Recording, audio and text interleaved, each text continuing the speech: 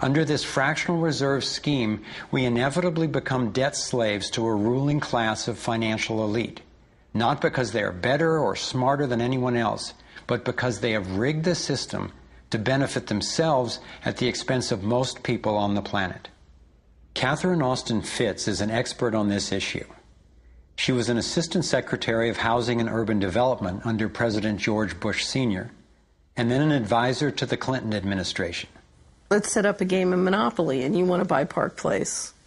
What I can continually do is just print money, give myself more money, lower the value of your money by printing more.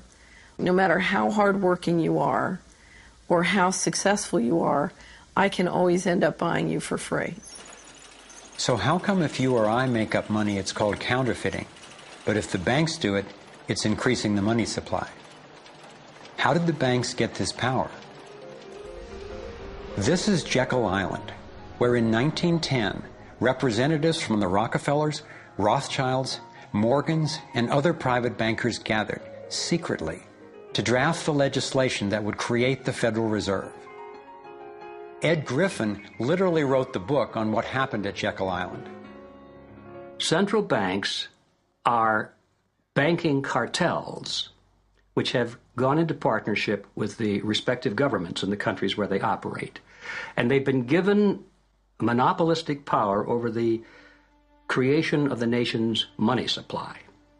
That's what the politicians handed to them as a gift, you might say, for the partnership. Now, in return, what did the bankers do for the politicians? They promised to create money out of nothing, now that they've got this legal power to do it anytime the government needs it. And since 2008, we've witnessed the greatest fake money printing run in recorded history. This financial sleight of hand disguises the costs, hides who's to blame, and leaves us as debt slaves working to pay off the bill. I found it revealing that in the same year the Federal Reserve was founded, 1913, the Internal Revenue Service was also established. An income tax was then instigated so you and I would have to pay the politicians' debt plus interest to the bankers. The problem is we have a privately owned central bank system in the United States disguised as a government-owned system. Now, if you look in the telephone book here in the Washington, D.C. area, you look up for Federal Reserve in the blue government pages, it's not there. It's in the white pages right next to Federal Express. It's a privately owned central bank. What is the proper relationship, what should be the proper relationship between a chairman of the Fed and a president of the United States? Well, first of all, the Federal Reserve is an independent agency, and that means basically that there is no other agency of government which can overrule actions that we take. There is no other agency of government which can overrule actions that we take. We have a private bank that prints money on behalf of the Treasury. The Federal Reserve prints money on a debt-based system which creates scarcity. But it puts a group of insiders in a position of having access to all the data about the economy when we don't. So you have a small group of bankers who understand the data on how the money works in the economy, and it gives them the ability to print money in a way that the insiders are protected and everybody else is drained. Catherine went on to compare a healthy economy to a vibrant torus, balanced, freely flowing, and energized throughout, in contrast to what's happening in our current economy. What you have is a system that's very dynamic, and it's trying to optimize. But intertwined in the core of it, you have a tapeworm. The way a tapeworm works in your body is it injects a chemical into your body that makes you crave what's good for the tapeworm and bad for you. You have a parasite that's very much manipulating and engorging itself at the expense of the whole. We live in a tapeworm economy where the financial elite are the tapeworm and they're feeding on us. And they don't like it when people blow their cover. After Catherine began exposing government corruption at the highest levels, the FBI raided her company and seized its assets. She was dragged through the courts for 10 years before being found innocent. So we've got the Federal Reserve, a privately owned corporation with a monopoly on creating money, but with no accountability, backed up by a government with a monopoly on force. The country got sold on the Fed as an institution that would help stabilize the economy and remain independent of politics. But in fact, in close to a century of existence, the Federal Reserve has done just the opposite. Since they took charge, we've been robbed through inflation, and the purchasing power of the dollar has declined more than 96%. And the wealth gap makes it clear most of the money is going to a very few.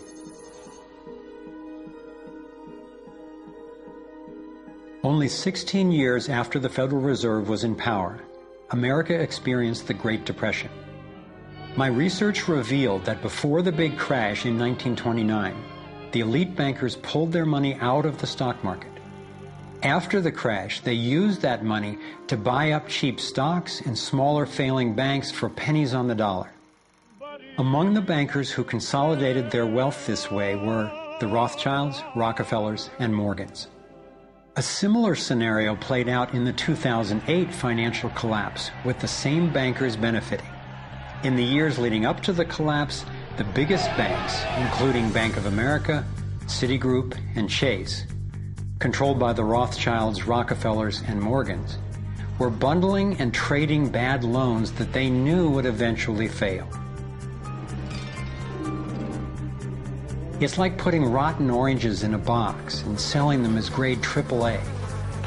The bundlers of the debt knew it was only a matter of time before someone would open that box and see that the content was worthless, since they were the ones who packed the boxes in the first place.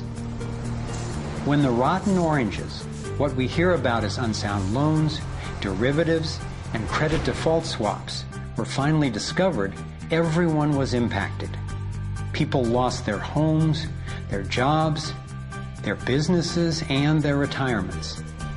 Meanwhile, the biggest banks who created the problem in the first place were the ones who got bailed out.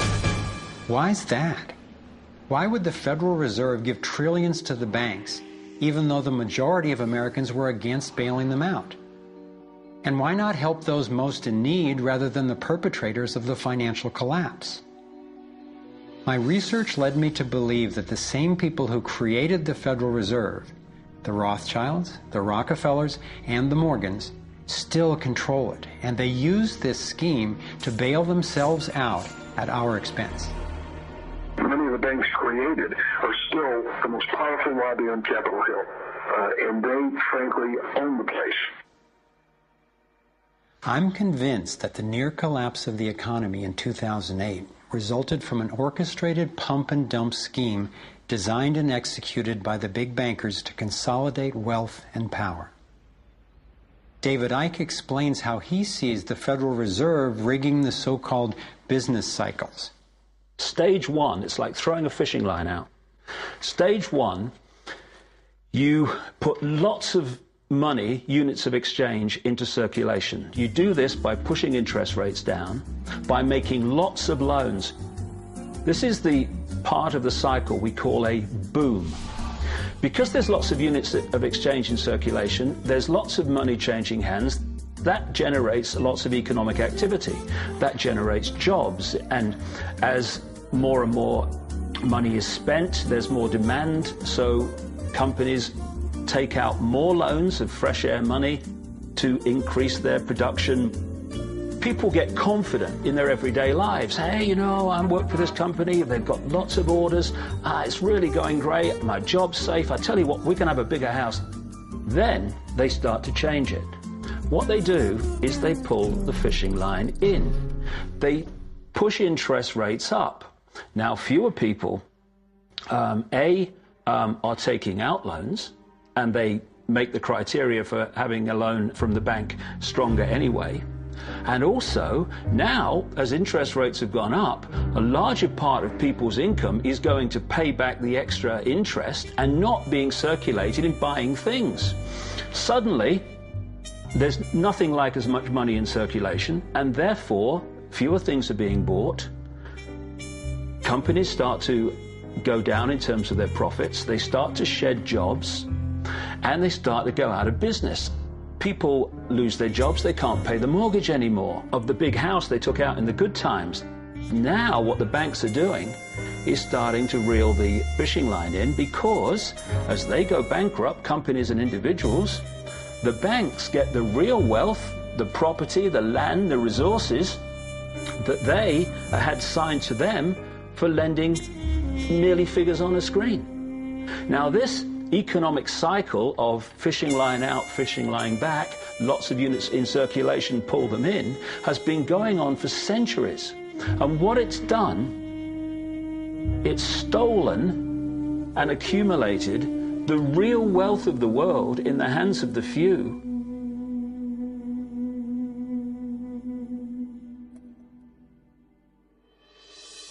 At the international level, central bankers use the World Bank and the International Monetary Fund to make more money while exploiting the resources of countries they lend to, bankrupting them in the process.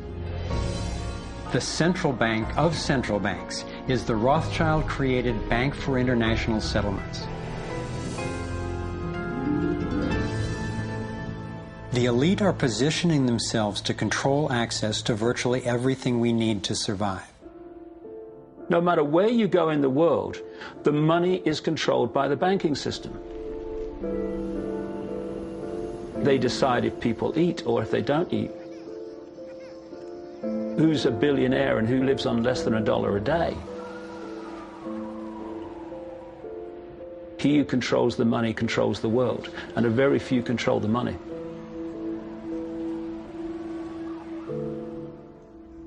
At this point, my view of the world had been turned upside down. I was struggling with the realization that the failure and suffering of so many is actually success and fulfillment for a few. The elite central bankers who fooled the world into letting them create money. They already have vast fortunes, so what is their end game? What is their ultimate agenda?